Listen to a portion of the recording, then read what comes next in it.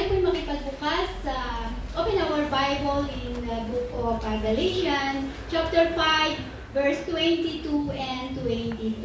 Kung atin pong nababasa, ito po ay, ang sabi po dito, but the fruit of the Holy Spirit is love, joy, peace, long-suffering, kindness, goodness, faithfulness, gentleness, self-control. Against that, there is no law. Ang ating pong theme ay the fruit of the Holy Spirit. Tayo po'y manalangin sa Panginoon. Hallelujah. Panginoon, maraming pong salamat sa umaga nito. Dalangin namin, Panginoon, ang paggabay mo, Holy Spirit. Welcome, Holy Spirit, in this place. That's everyone of us, O Lord, and reveal your word. Speak to us, O Lord. Hallelujah, Jesus. Lead us and guide us and fill us with your glory, O Lord. And thank you for your mercy. O God, let me deliver your word with authority and power, with love, O Lord, with the fruit of the Holy Spirit, the love, joy, peace, patience, kindness, goodness, faithfulness, and self-control. Lord, marami pong salamat. Dakilang Diyos sa iyong paggabay. And Lord, hallelujah, Jesus, ito po'y maging kagalakan sa aming puso at patuloy na magpabago sa aming buhay, patuloy na lumago ang aming pananampalataya. To grow our faith in the mighty name of Jesus Christ we pray. Amen. Do you receive the Holy Spirit? Amen. Amen. Lahat po tayo ay nakatanggap na ng banal na Espiritu. Hallelujah. Praise God. So, nung tinanggap ko po ang Panginoong Yesus sa buhay ko, ay doon ko po naranasan ang pagbabago ng aking buhay. Pero nung hindi ko pa po siya natatanggap, ay hirap po ng aking sitwasyon nang wala sa Panginoon. Thank God, nung may mga lingkod ng Diyos na nagpahayag ng salita ng Diyos, at nabuksan po yung aking isip, yung aking puso. Hallelujah. Nung marinig ko ang salita niya. When I hear the word of God, God opened my spiritual eyes, God opened my spiritual ears, and the Holy Spirit, I received the Holy Spirit, and the Spirit of God give me understanding. That is the promise of God. When we receive Jesus Christ as Lord and Savior, we receive by faith the Holy Spirit of God. Amen? Hallelujah. So, Galatians 5, yan, yung ating pinag-aralan ay, ang i-share ko sa inyo yung Galatians 5. So, Galatians 5 is the 5th chapter of the epistle to the Galatians in the New Testament of the Christian Bible. It is authored by Paul the Apostle for the churches in Galatia written between AD 49 to 58. Paul wrote Galatia to the early Christian congregations in the province of Galatia, located in modern-day Turkey. Napakalapit lang po ng Turkey dito. About AD 47. Congregation in the ancient world, such as the Ephesian, Thessalonian, Colossian, and Corinthian. Instead, Paul has written those in Christ should allow God's Spirit to lead them into powerful service to others motivated by love. According to Galatians 5:16-21, basahin po natin. Doon po tayo sa Galatians 5:16-21. So, isini-share the churches, share the word of God, hallelujah, to others with powerful, with love.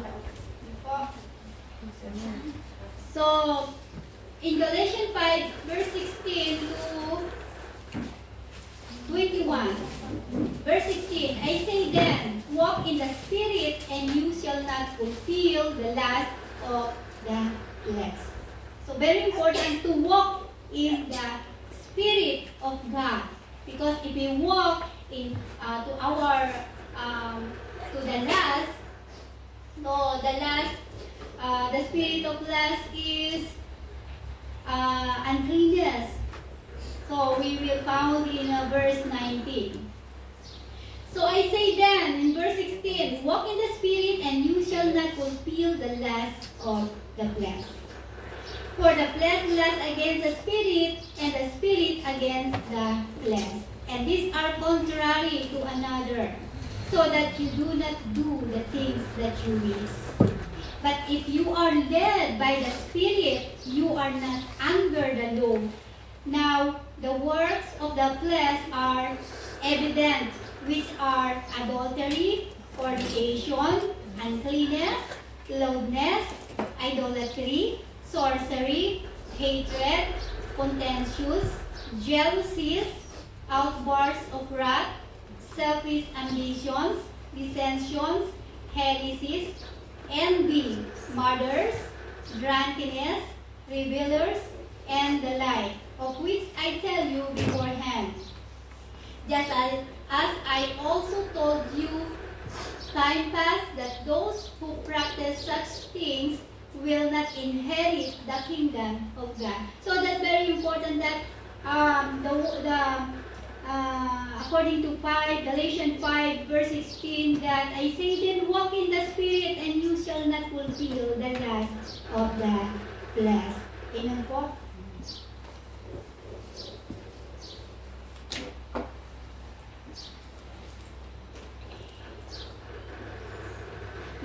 Let's read Galatians 5:22 to 23. But the fruit of the Holy Spirit is love, joy, peace, long-suffering, kindness, goodness, faithfulness, gentleness, self-control. Against such there is no law. So when filled with the Holy Spirit, His personality, the fruit of the Holy Spirit, the fruit of the Spirit will be made manifest in our life. Pakita po yan. Magmamanifest po. The fruit of the Holy Spirit will manifest to every believer that has the Spirit of God, if they are led by the Spirit of God. So first is love, personality. In 2 Corinthians 5:14, sino po yung pakibasa po? Nakakita nung 1 Corinthians 5:14, pakibasa po.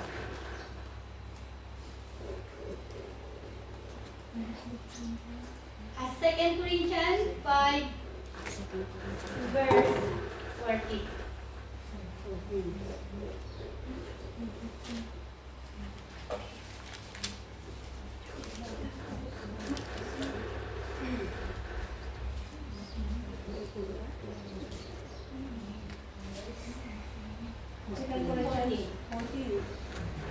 The love of Christ constrained us, because we those just that if one died for all, then we're all dead.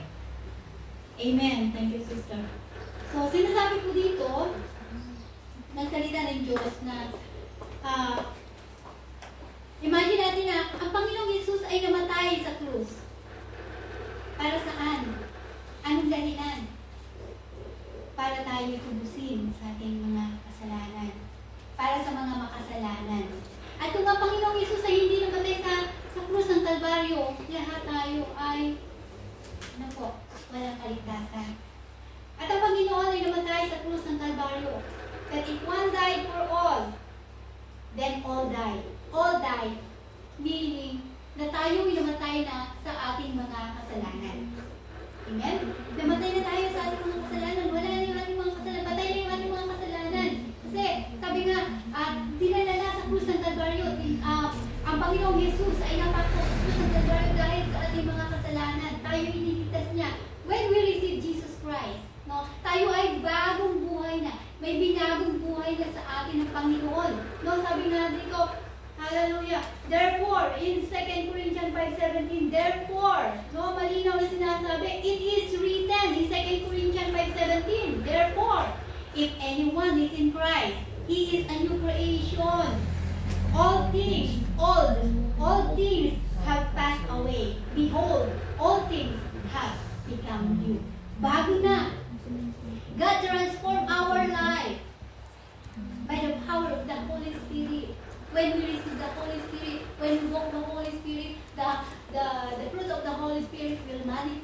our life. Amen po? So love, sabi dito, for the love of Christ compel us because we just does. That is one died for all, then all died. So, by the grace of God, tayo nakakalakad. Tayo nakakalakad, nagpapatuloy by faith dahil at tayo po ay we have hope in Christ. Love alone can fulfill the will of God. Not our will, but God's will. God, ang Diyos ay unang umibig sa atin. Diba? Tayo yung unang inibig ng Panginoon. So, kaya tayo tinuruan ng Diyos na magmahal sa ating kapwa. We love others because of the Holy Spirit. Amen. Because God is love. So, love alone can fulfill the will of God in our lives. The believer must come love-inspired. Sino po yung love-inspired? Lahat tayo nagmamahal. Lahat tayo nasasaktan. Pag nakita natin malungkot yung family natin, nasasaktan tayo. Yun po yung pagmamahal natin. Love mastered. Ang Panginoon ay nasasaktan din kapag hindi tayo sumusunod sa kanyang mga kalooban. Yan yung pagmamahal ng Panginoon sa atin. Love mastered. Love compelled. Ayan po. So dahil sa pag-ibig natin, pag-ibig ng Diyos na binigay sa atin, because the love of God in our life, no? Tayo po ipinupus natin yung iba na kumbaga tayo po yung example. We are an example to others, to show the love of Christ to others. Amen? If not, we are just a religious noise. Nag-iingay lang tayo. Kung walang pag-ibig, gawin man natin lahat ng bagay kung walang pag-ibig, kahit pasunog mo man yung buhay mo, kung walang pag-ibig ay wala rin kabuluhan. Yan po yung sinabi ng isang apostle.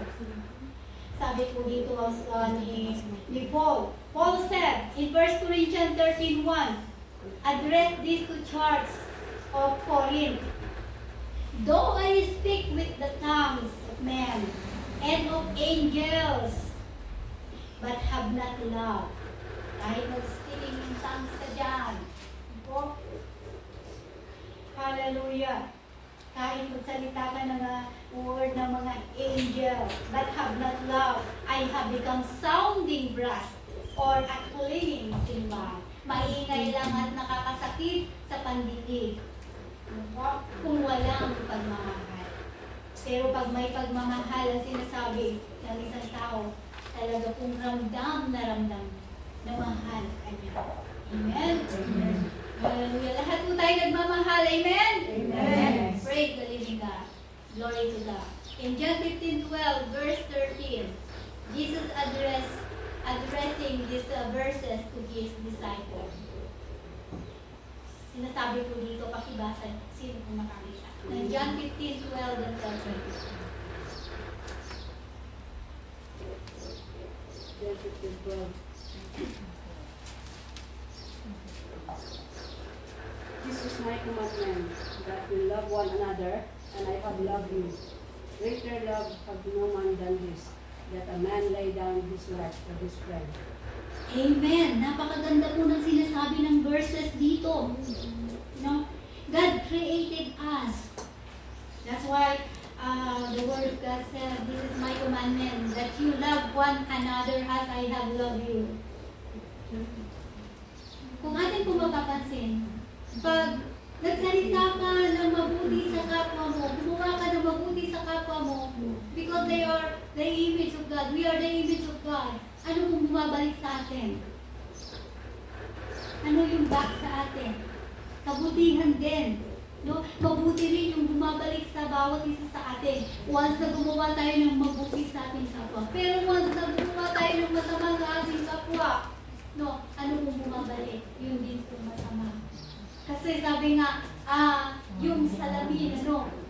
Marap tayo sa salamin. No? Sinasabi doon sa Bible na we are the image of God. We have one spirit. We are one body. The head is our Lord Jesus Christ. No? So kapag ginawa natin sa ating kapwa yung masama din po yung babalik. Pero kang nagtapo ng kung ano doon sa salamin tapos bumalik sa sarili mo. Kasi we are the image of God. Naintindihan po natin.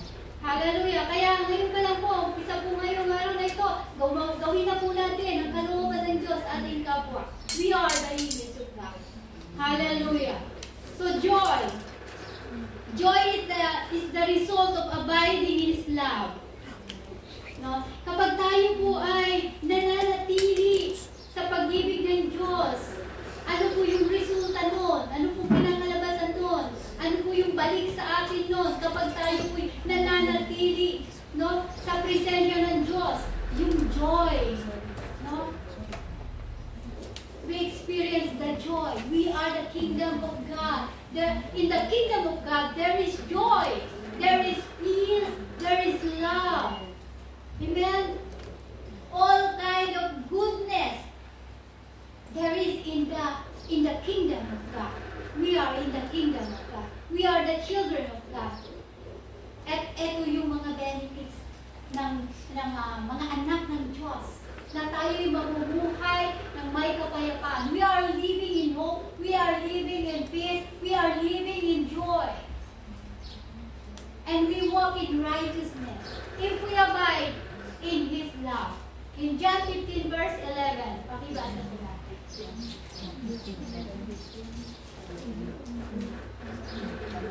things I have spoken to you, that my joy may remain in you, and that your joy. Yan. Hallelujah. Beautiful, wonderful word of God. John 15:11. These things. No? Ang Panginoong Jesus, the Lord Jesus Christ spoke to us, to the church, to the disciples. These things I have spoken to you, that my joy may remain in you. How about if no word of God? No? Nandun yung kaguluhan, hindi nagbabasa ng Bible, sabi nga kung ano pumapasok sa isipan, no? Napakalilikod ng mga isipan ng tao kung walang salita ng Diyos na natatanim, dahil ang salita ng Diyos ay dinhi na natatanim sa puso ng tao na siyang umuusbong at siya yung nag-uudyok sa mga tao na gumawa ng mabuti. Paano kung wala yung salita ng Diyos? Ito'y mapa natin sa ating buhay, sa ating journey. No?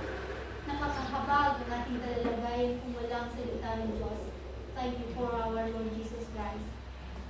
These things I have spoken to you, that my joy may remain in you, and that your joy may be full. Love is strength. Ito'y nagbibigay ng kalakasan. Di ba pagka nakita ng isang dalago o isang binata, yung kanyang minamahal ay naglulundag, bubong pa lang, siyang-siya na siya. Diba? So yun yung pag-ibig eh. Makita pa lang yung damit mo, kanyang nililigaw na talagang ano na siya sa kagalakan ng kanyang, yung puso niya. Ano? Yan yung pag-ibig eh. Ano kasi sa pangalan nito? Praise the living God. Amen? Hallelujah. Love is strength, brother. Love is strength. God give us strength because we have the love of God. Amen? Hallelujah. Romans 14 verse 17. Sabi po dito sa Romans 14 verse 17. So blessing po, pag nagbabasa po tayo ng salita ng Diyos, makipag-unahan po tayo. Romans 14 verse 17. For the kingdom of God is not a matter of eating and drinking, but of righteousness, peace, and joy in the Holy Spirit. Amen. Hallelujah. For the kingdom of God is not eating and drinking, but righteousness. Pumapasok tayo sa church. Hallelujah. Nandun yung peace. Hallelujah. Hindi lang sa pagpasok sa church, ang peace, kahit saan, nandoon. Once na tayo ay nandun yung abiding natin, yung nananatili tayo. Kahit nasa bahay din tayo, basta tayo nag-aaral ng salita ng Diyos, nagpe-pray tayo, nagme-meditate tayo, amen? Nandoon yung peace, malakad tayo sa righteousness ng ating Panginoon. Nandun yung joy in the Holy Spirit. Paul is asking a challenging question, no? Sabi dito, kasi yung church ay talagang sila ay mainit, no? Nagpapahayag ng salita ng Diyos sa mga tao, no? At sinabi ni Paul dito, ni Apostle Paul, ang tanong niya dito doon sa church, why did you come to Christ in the first place? Kung tayo po tatanungin dito ni Apostle Paul, why did you come to Christ in the first place?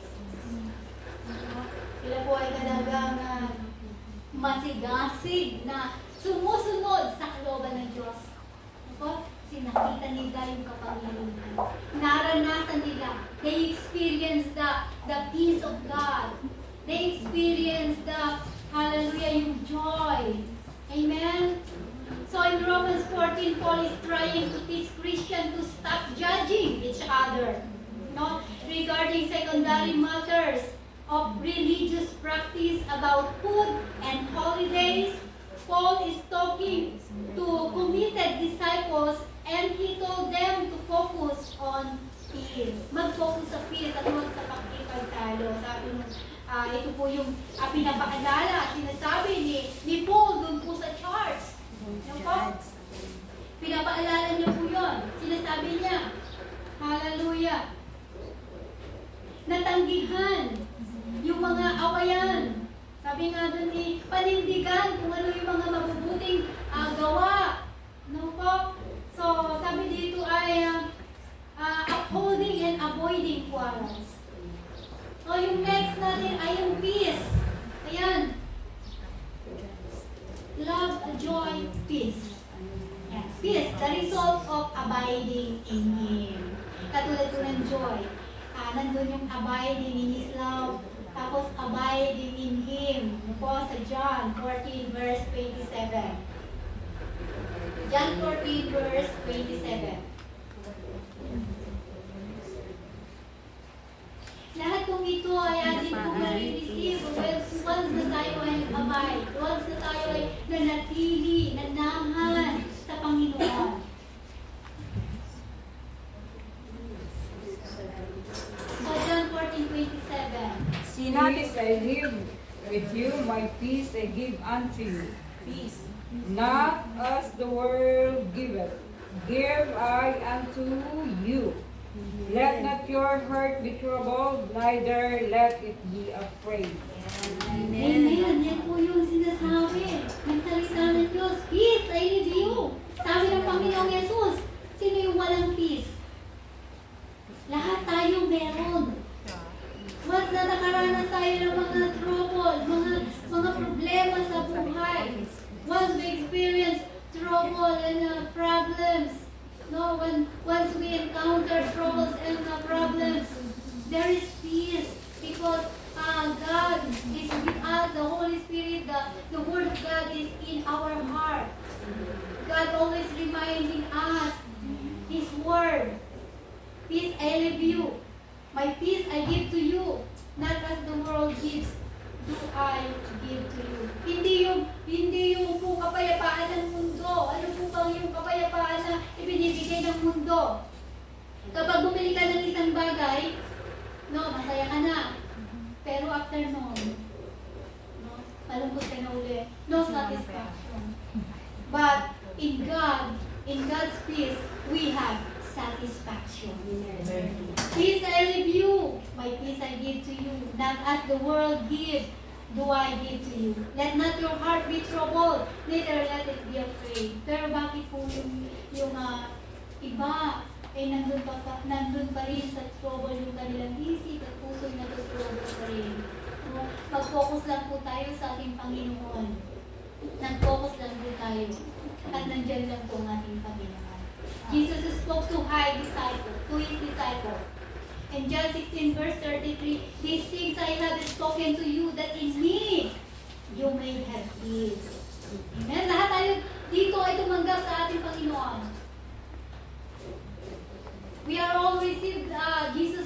Amen? So there is peace. We have peace. In the world, you will have tribulation. But be of good cheer. No, magdala kayo. I have overcome the world. No, doon sa krus ng Kalbaryo. Victory is ours. Amen. So Philippians 4:7, and the peace of God, which surpasses all understanding, will guard your hearts and mind through Christ Jesus. Ito po yung mag-guard sa buhay natin. Yung kapayapaan, yung peace, yung kapayapaan na nagmumula from God, peace from God, that it will guard our heart. No? At nagbibigay ng kaunawaan sa buhay natin kung paano tayo ay lalakad.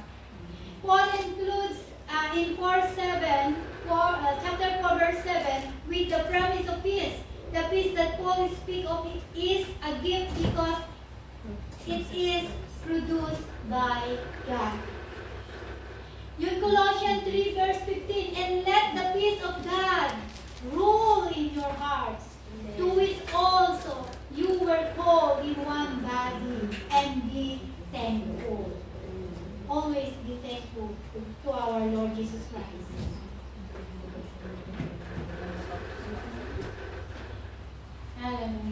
Yung patient, ito rin na binigay ng ating pong Panginoon sa atin. No? Once na we receive Jesus Christ, there is patience. Love, joy, peace, patient. Love is patient.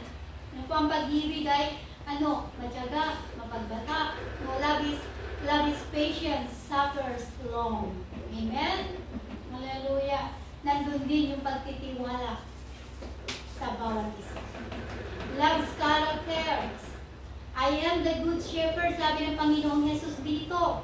Alam niyo ba, that we've come not for to steal, to kill, and to destroy. No, that is still our joy. Ninanakaw niya yung ating kagalakan. No? Once na tayo ay nakalimot sa Kanya, nakalimot magbasa, nakalimot mag-pray, nandiyan na, umatake na po yung kaaway. Nandiyan na po, na ninanakaw na niya yung joy na nasa atin at napapalitan na ng kalulutan. Pero naranasan po ba natin na sa panahon na tayo ay na-experience po natin yung mga, yung nandun tayo sa mga trial, there is joy, there is peace, kahit na nandun yung trouble sa buhay natin, nandun pa rin yung peace ng Panginoon. Dahil ito yung pangako ng Panginoon na once na tinanggap natin, once we receive Jesus Christ, there is the Holy Spirit to give us His gift, the peace, walk and love. Hallelujah. Love's character. No? In John 10:11, I am the good shepherd. Sabi po dito ng salita ng Diyos, it is written, the good shepherd give his life for the sheep. Binibigay niya ang kanyang buhay. Once na sa atin, once we have Holy Spirit, nandun na kaya nating ibigay ang sarili natin sa ating mga mahal sa buhay. Amen po ba kayo doon? No po? Kaya natin ibigay. Nandito tayo kasi nagtatrabaho tayo, nagpapakahirap tayo para sa mga mahal natin. Yan po yung example na mahal natin ang ating pong pamilya. Yan po yung example ng pag-ibig ng Diyos nilagay sa ating puso. Amen po? Hallelujah. So, ang Panginoong Jesus, nag-sacrifice po siya dun sa krus ng Kalbaryo. Ano po? Ito po sinasabi po dito sa John 10:11. Ang pinakausap niya po dito ay ang Pariseo. Sabi dito, I am the good shepherd. The good shepherd give his life for the sheep. Binigay niya ang kanyang buhay. Amen? At yan po yung ating napatunayan. We are the witness of Christ. Amen po? So in Psalm 106 verse 1, sinasabi po dito, praise the Lord. Oh, give thanks to the Lord, for He is good, for His mercy endures forever. Thanks for the mercy of God. We must give glory to God by making confession, not only of His goodness, but our own badness. which serve as pails to each other. Our badness makes His goodness. Yung ibig ko sabihin nito na nung tanggapin natin ang Panginoong Yesus, when we receive Jesus Christ, before, no, our character is bad, no? But when we receive Jesus Christ, God transformed our life into goodness, no? So that we are walking in the light of God. So in Romans 2 verse 7, eternal life to those who by patience, continuance in doing good, seek for glory, honor, and immortality, but glory, honor, and peace to everyone who works what is good. Oh? But glory, honor, and peace to everyone who works what is good. Amen po? Yung mga Kristiyanong gumagawa, nagpapatuloy na gumagawa ng mabuti, no po? Ay, sabi nga dun, yung kaluwalhatian ng Panginoon ay mapasa Kanya. At yung karangalan, yung paggalang ng tao, pagrespeto ng tao sa Kanya, pag gumagawa tayo ng mabuti sa ating kapwa, tayo'y mamahalin. Kaniba? Amen po? Hallelujah!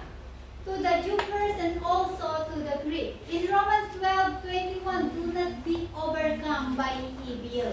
Kahit na ginawan kayo ng masama, gawin pa rin natin ang mabuti. Ipakita pa rin natin na tayo'y mga anak ng Diyos. Amen. Hallelujah. So sabi doon, do not be overcome by evil, but overcome evil with good. In Galatians 6:10, therefore, as we have opportunity, let us do good to all, especially to those who are of the household of faith. Amen. In 1 Peter 3, verse 11, let him turn away from evil and do good. Ito pong 3 verses na to, lagi po sinasabi niya na, do good, do good. Amen. Hallelujah. So yung kindness, next is kindness. Love is kind. No? Kung may pagmamahal tayo sa ating kapwa, ito'y mabait. Napakabait ng pag-ibig. No, love is kind. Love's conduct. In 1 Corinthians 13 verse 4, pakibasa po.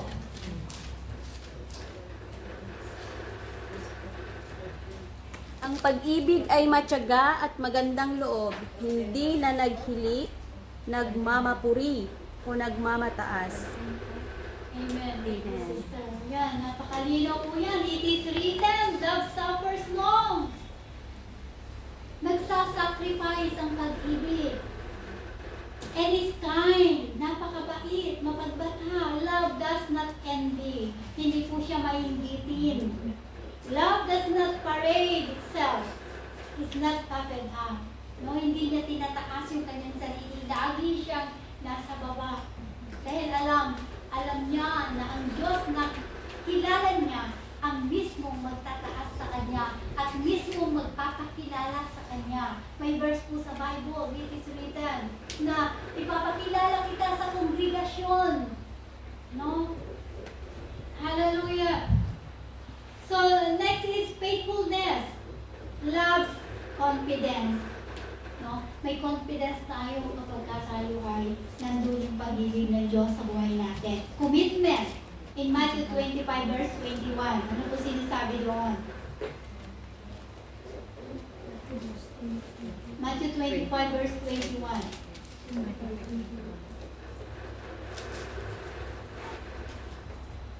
His Lord said to him, well done, good and faithful servant. You will be called over my kingdom.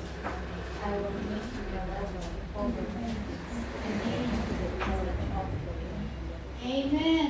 Thank you, Sister Evelyn. In Matthew 25 verse 21, His Lord said to him, well done! Sino po yung nais na makarinig ng well done mula sa Panginoon? Amen. Lahat tayo. Nais natin makarinig at tayo ay yakapin ng Panginoon na kamukha kanyang mga kamay. Well done, my son. Well done, my daughter. No, dahil ginawa natin yung mabuti at kanyang kalooban. Good and faithful servant. You were faithful over a few things. No? Enter into the joy of your Lord. Napakasarap pakinggan, pero napakasakit pakinggan kapag sinabing, depart from me, you who do evil. No? Yun ang napakasakit. At napakasakit sa Panginoon. Alam niyo po ba kung bakit napakasakit ng ganung mga salita ng Panginoon? Dahil binigay niya ang kanyang buhay sa atin, tapos nire-reject natin. Ngayon na nakaharap tayo sa harapan ng Panginoon, no, nag-expect tayo na tayo kanyang tatanggapin, ay napakasakit ng marinig ng isang tao na lumayo ka sa akin, mapagawa ng masama. Yun ang napakasakit. Of course, nais natin marinig sa ating Panginoon.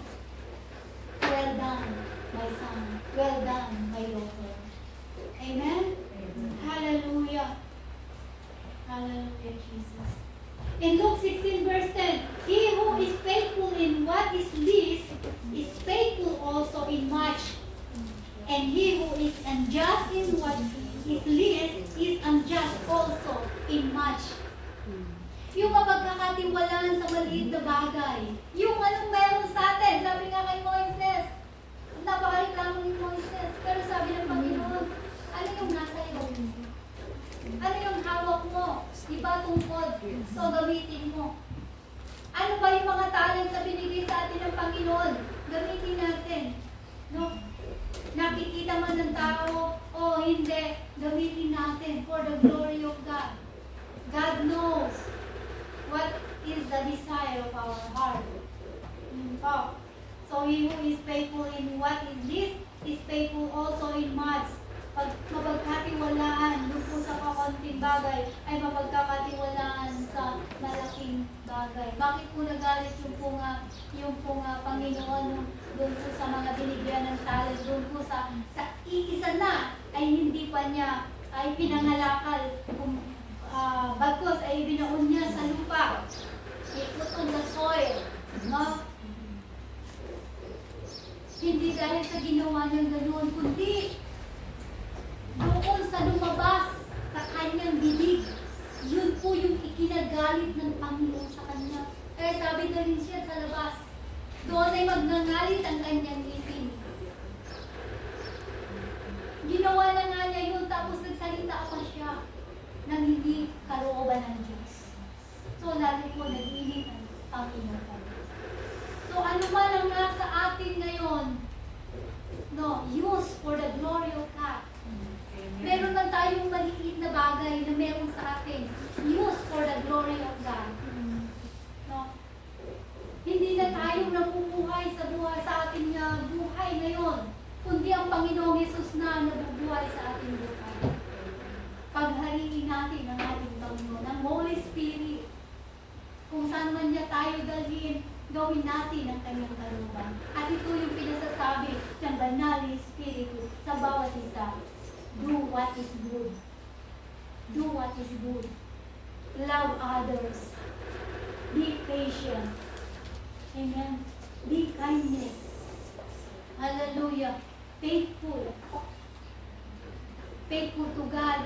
Faithful to our ministry. Faithful to others. Amen po. Sapagkat sinabi ang salita ng Diyos ay ang mapagkatiwalaan sa maliit na bagay ay mapagkatiwalaan sa malaking bagay. Purihin po ang Panginoon. In Revelation 2:10, do not fear any of those things which you are about to suffer. Indeed, the devil is about to throw some of you under prison, that you may be tested, and you will have tribulation 10 days. Be faithful until death, and I will give you the crown of life. John writes Revelation, to the 7 churches of Asia. The apostle is ordered by the apparition, Son of Man, to write 7 letters respectively to the 7 churches of Asia Minor, commending their in spite of persecution, exhorting to them to forbear until the final deliverance and warning them against apostasy. So sila po, yung church po dito ay nakakaranas ng matinding, sabi nga yung persecution. Kaya po nasabi dito na hallelujah, na magpapakatatag ang church. Amen po, huwag kayong matakot. Huwag pong matakot ang church. Ito po ay ini-encourage po. Ang Panginoong Jesus ay nagsalita kay John at siya po yung nagsulat dito, dito po sa Book of Revelation. Ang next is gentleness. So gentleness, meekness, humbleness, loves humility. According to 2 Corinthians 10 verse 1, now I, Paul, ito po yung sulat ni Paul's church, myself, I'm pleading with you by the meekness and gentleness of Christ, who in presence I'm lowly among you, but being absent, I'm bold toward you. Pakibasa si Israel sa Tagalog. Ano yun natin? Corinthians? 2 Corinthians 10 verse 1. Akong si Pablo na ang sabi ng ilan ay magpakumbaba kapag kaharap ninyo, ngunit matapang second.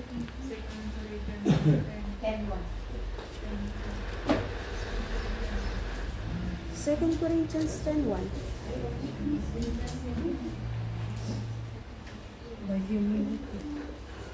Sige, ako na lang. Sabi dito, akong si Pablo na ang sabi ng ilan ay mapagpakumbaba at mabait kapag kaharap ninyo. Ngunit matapang kapag wala riyan, alang-alang sa kababaang loob at kabutihan ni Kristo. Napaka-stricto po niyan pagdating sa salita ng Diyos.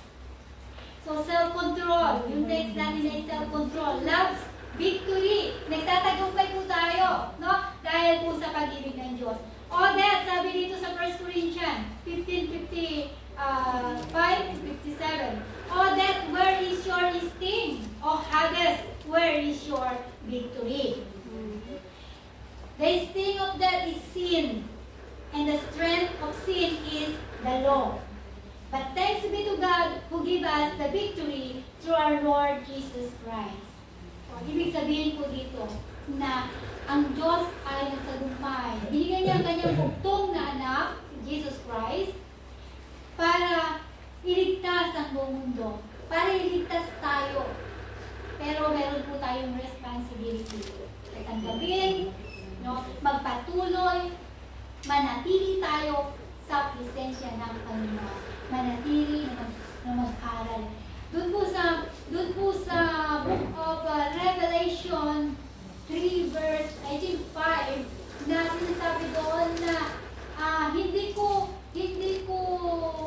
buburahin ang iyong pangalan sa aklat ng buhay. Maaari pong mawala yung ating pangalan kung hindi po tayo magpatuloy. Ito, kung hindi po tayo magpatuloy sa ating Panginoon. Kaya magpatuloy po tayo. Huwag po tayo padadaya sa kaaway. Ang mandaraya ay deceiver. He is a deceiver. Kaya huwag po tayo magpapadimlang. Magpatuloy tayo, pag-aral tayo, alam po natin sa ating sarili kung kailan tayo sipag na sipag manalangin, sipag na sipag mag-aral ng salita ng Diyos. Alam po na bawat isa sa akin yan. Kayo po nakakapilala sa inyong pong sarili. Pero ang encourage ko po sa bawat isa, magpatuloy po tayo. Gaano man kahirap ang sitwasyon, doon po tayo tinitrain ng ating pong Panginoon. Amen po? Hallelujah. His Spirit in love filled with the fullness of God. More Spirit, more Christ. More love, fullness of God. Others will change because Holy Spirit is within you. Ibig sabihin po dito na tayo po ay example. We are an example to other people. Other people read our character. They read our life. Amen po. When filled with the Holy Spirit, her personality, the fruit of the Holy Spirit will be made manifest in our life. Lahat po yan, magmamanifest po yan sa buhay ng isang Kristiyano. Amen po. Magmamanifest po yan sa buhay ng isang Kristiyano. Yung love, yung joy, yung peace, long suffering, kahit gaano man kahirap, kahit nagubagapang ka man sa mga problema, pero nagpapatuloy ka kasi sabi nga nakikita natin, nauunawa natin na tayo ay may pag-asa sa ating Panginoon at we are victorious in Christ. Kaya sister, good morning. So yun lahat na yan. Long suffering, kindness, goodness, faithfulness. Amen po. The Holy Spirit is the assurance of our salvation. Kaya po napakahalaga na yung Holy Spirit ay lagi po natin kakausapin. Huwag po natin siya iisang tabi. Nandyan po siya. Nakikinig, lagi nagmamasid, lagi pong naghihintay. Hallelujah. Do you accept the Holy Spirit? Amen. Hallelujah.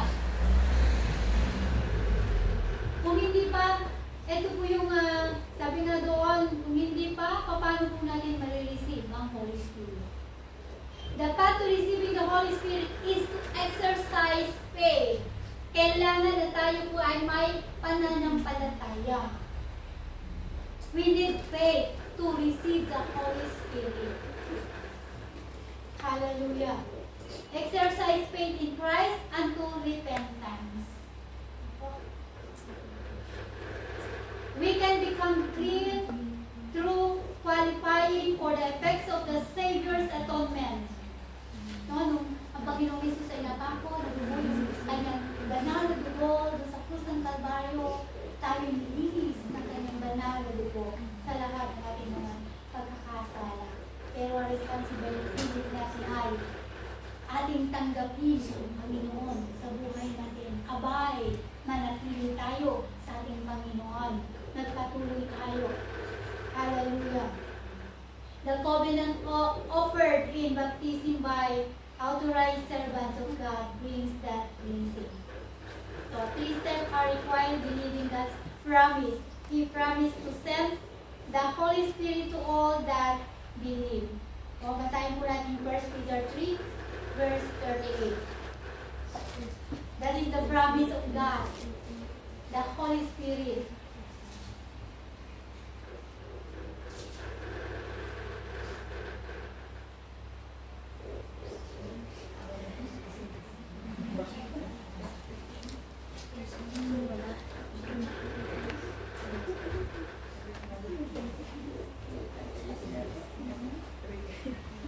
Ayan, nasaan po? 1 Peter 3:38, nasa po. Hallelujah. 1 Peter 2:38. Yun. 2:38. Ano sabi po ni Peter dyan? Wala ay. Walang 38. Ano 38? 25 lang. 28. Wala. Hanggang 25 lang. Tayo wala din. 1 Peter, then Peter said to him, Baka second. repent, Second Peter. and let every one of you be baptized in the name of Jesus. For the promise is to you and to your children, and you will receive the gift of the Holy Spirit. Amen? Sinabi po niya yan, na Acts ba yun? Sorry, yung kamali ko, action. Action. Hallelujah. Sorry, kailan lang. Ako. Hallelujah. Acts 30. Kasi naano ko si Peter eh. Kaya Peter ang nakalagay. Kasi si Peter ang nagsabi eh. Hallelujah. So yun. Yan yung promise ni God. So ano natin, napaka-importante po ng Acts 2:38. Pakibasa po na malakas. Malakas. The Peter said unto them, Repent and be baptized every one of you, in the name of Jesus Christ for the remission of sin, and ye shall receive the gift of the Holy Ghost. Amen! Hallelujah! Yan po yung marireceive natin na pangako ng Diyos, ang Holy Spirit. Once we receive the Holy Spirit, ito po yung magmamanifest sa buhay po natin. Amen! Hallelujah! Kahit ano pang hirap ng buhay natin, mapagtatagumpayan po natin at laging magmamanifest sa buhay ng isang Kristiyano yung love, yung joy, yung peace, long-suffering, kindness, goodness, faithfulness, at hindi lang basta ito word. Ito po ay may kapangyarihan. Amen. May kapangyarihan po yan, salita ng Diyos. Hindi lamang po natin binasa o salita lamang, may kalakip na kapangyarihan. Amen po. Praise the living God. Yan po. So yung next po ay claiming the promise by faith. Yung promise, yung pangako ng Diyos ay tanggapin natin ng may pananampalataya kung nais nating maranasan sa ating buhay yung pagbabago at magmanifest ang bunga ng banal na Espiritu sa ating buhay. Yung pagsunod ay napakahalaga. Obedience ay napakahalaga para magmanifest po yung fruit of the Holy Spirit. If we believe something is ours, claiming, possessing the promise, this goes without saying that it is the most important step of all. Amen? Yung Acts 2:38. Purihin po ang Panginoon. Hallelujah. On the last day, the great is the peace. Jesus stood and cried out and saying, If anyone is thirst, let him come to me and drink. Whoever believes in me, as the scripture has said, out of his belly will flow rivers of living water. Amen. Magpo-flow yung Holy